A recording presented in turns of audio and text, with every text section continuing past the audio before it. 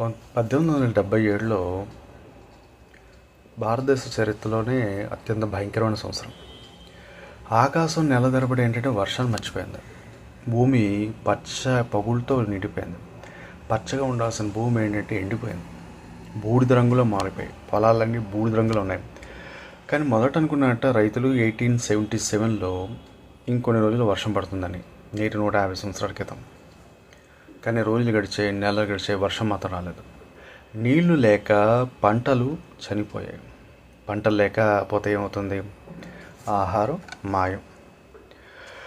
ఆహారం లేక ప్రజలు రోడ్ల మీద పడిపోయారు. గ్రామాల్లో సంతోషంగా సంక్రాంతి, భోగి ఇలాంటివన్నీ చేసుకునే చోట ఆ రోజుల కాలంలో ఏంటంటే ఏడుపులు స్టార్ట్ అయ్యాయి. ఆఖరికి లేక, నీళ్లు దొరక్క, పోనీ వాటర్ తాగుదామన్నా నీ వాటర్ కూడా లేదు. చాలామంది ఆకలితో నడుస్తూ ఏడుస్తున్న పిల్లల అరుపులు. గ్రామాల్లో శబ్దం వినిపించిన నవ్వులు కాదు. చాలా చోట్ల కుటుంబాన్ని బ్రతకడానికి ఊళ్ళో వదిలి వెళ్ళిపోయాయి. సిటీ ఏమిటి, పల్లెటూరు ఏంటండి? దేవుని దొరకకపోతే గ్రామాల్లో కొంతైనా దొరుకుతుందంటే ఆ గ్రామాల్లో కూడా లేదు. అప్పుడు ప్రతి ఒక్కటి పట్టణం వచ్చి నేను జాబు లేకపోతే అక్కడ సర్కారీ కొలువు లేకపోతే రాజుగారిది కొలువు అంటూ ఉంటే పండించేవారు. పోనీ పండిద్దాము అనుకుంటే ఇలాంటి సిచ్యువేషన్ అయితే ఇంకెలాగా? చాలా చోట్ల కుటుంబాన్ని బ్రతకడానికి ఊళ్ళు విడిచి వెళ్ళిపోయాం. కానీ వెళ్ళే దారిలో చాలామంది కుప్ప కూలిపోయారు.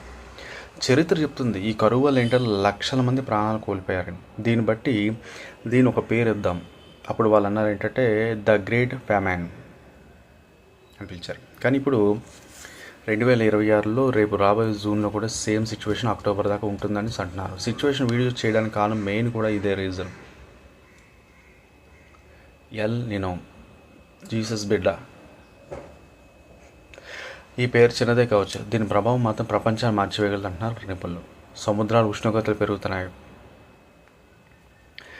వాతావరణం అసాధారణంగా మారిపోతుంది. ఎక్కడో వర్షాలు పడుతున్నాయండి.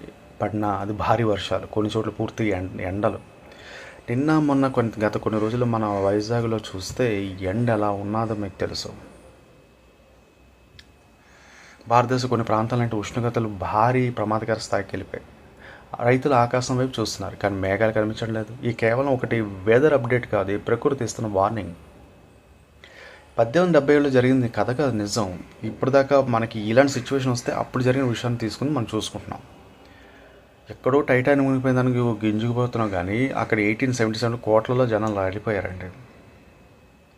ఈ టెక్నాలజీ కాదు, వార్నింగ్ సిస్టమ్ అప్పుడు లేవు. కానీ ఇప్పుడు కూడా అన్నీ ఉన్నాయి. ఇప్పుడు కూడా మన చేతిలో అన్నీ ఉన్నాయి. కానీ ప్రకృతిని ఆపడం మన చేతిలో ఉందా?